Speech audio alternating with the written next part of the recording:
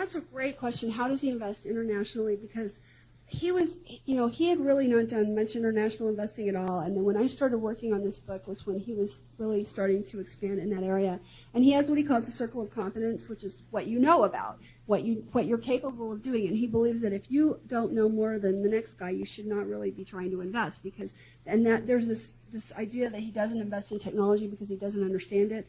That's not true. He actually understands technology perfectly well. He just doesn't understand it as well as you guys do.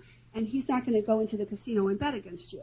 And that's pretty smart. So when he's looking internationally, what he's been doing is he's had this, he understands every business thing there is to know about everything in the U.S.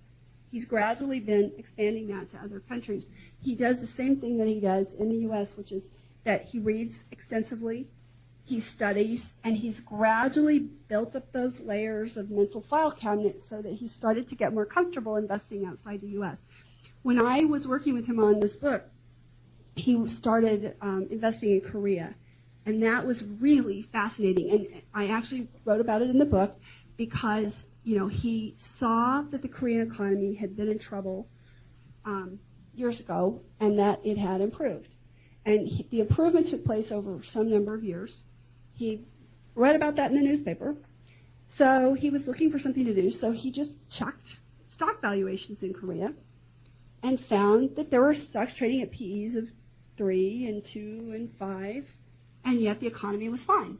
So he said, well, I think I'll just figure this out. So he got one of the brokerage firms to get him this book of Korean stocks, and he went through it just like the old Moody's manuals, but he realized that he didn't understand Korean accounting, and he needed to because it's different from the U.S., and he wanted to make sure the numbers, he understood them.